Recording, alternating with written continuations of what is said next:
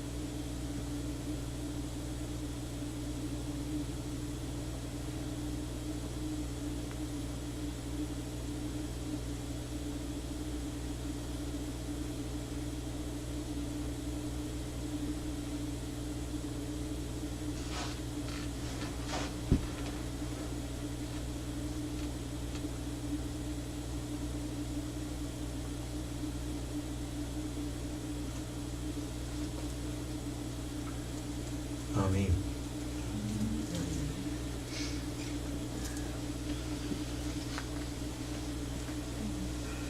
We keep searching. We're looking here, we're looking there. Maybe we'll find it in India. Maybe it'll be in California.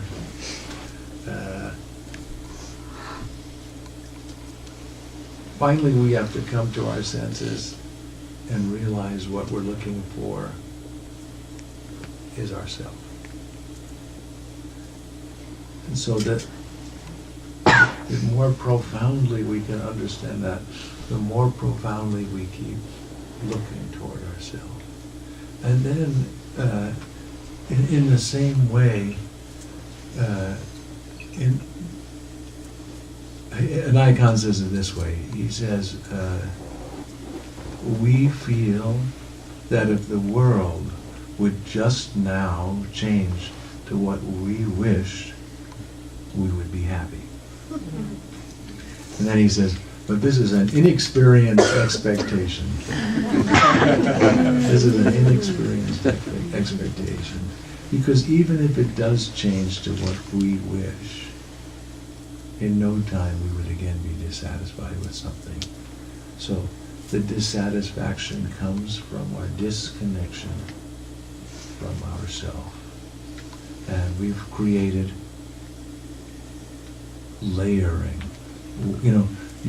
In this work we talk about the wounds to the heart, or not to the wounds, not just to the heart. But in the language we use the primary narcissistic wound and the secondary narcissistic wound. Primary wound, something we all share. What would that be? Separation. That's it. Separation. We can all go right there. How could you do this to me? How could you be me? How could I be you? And I can't find you. And here we are, knowing that sitting in our heart is the one and only being, or the all-pervading, and we can't find it, and so then we enthrone another in the place of the heart, our thought of self, and out of that comes all of our wounding. We enthrone a narcissistic, wounded view. So, you know the Sufi story where the God wants to manifest and makes a body, says to the spirit, in you go. Spirit looks at it and says, I'm not going in here. That looks like a prison. Nothing doing. No, it's beautiful. I made it for you. But finally, God in all her trickery knows that the nature of the spirit is beauty, and God loves beauty. And so then, as the story goes, the Sufi story invites a choir of angels to come sing. Now the spirit becomes intoxicated by beauty, and whoop, in we go. So beauty, both the biggest trap and the doorway out, the doorway in, both ways.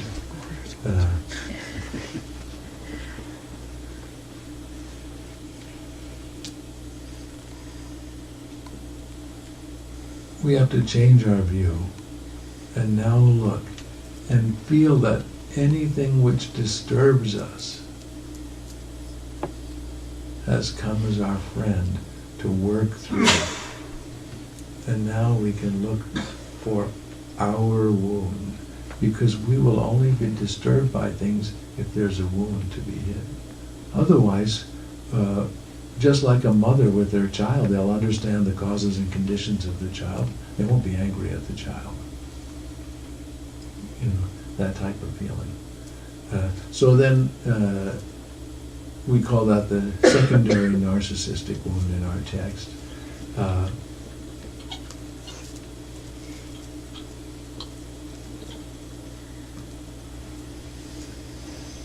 If your parents separated, probably had nothing to do with you. would have to do, they couldn't get along. But it's likely that some wounding may have happened from that, feeling that because they're representatives of God, the first two gurus, mother and father, they do everything perfectly. So that means there must have been something wrong with you. And therefore, you have a sense that you're not worthy of being loved, you should be abandoned. And now you have an issue with abandonment, or an issue with intimacy, and so on and so forth. Secondary narcissistic wound. So we did work with two names around that.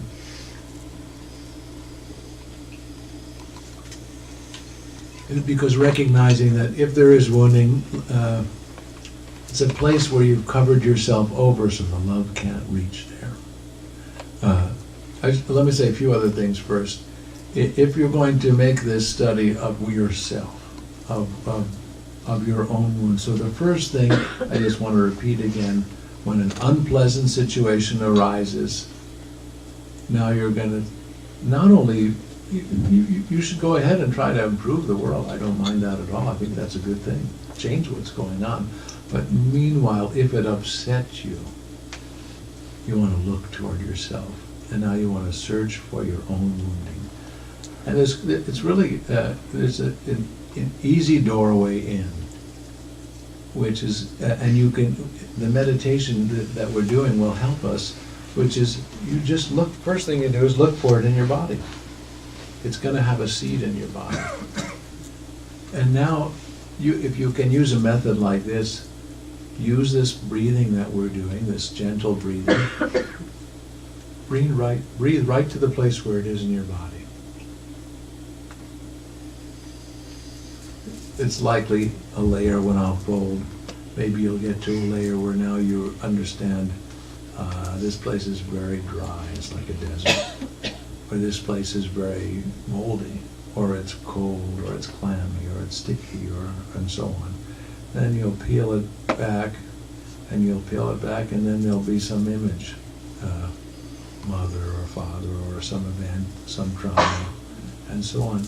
And if you keep peeling away, there's nothing at the core of it except love. The essential state is always sitting in the center. It's always amazed me. If you do enough peeling, everything lifts out. You know, the clouds part. But all I'm really asking now is just when difficult situations arise, when something unpleasant arises, and you feel disturbed, study yourself. If that's all I've communicated, that's what I want you to have a sense of. So now difficulties aren't your enemies anymore. And, you know,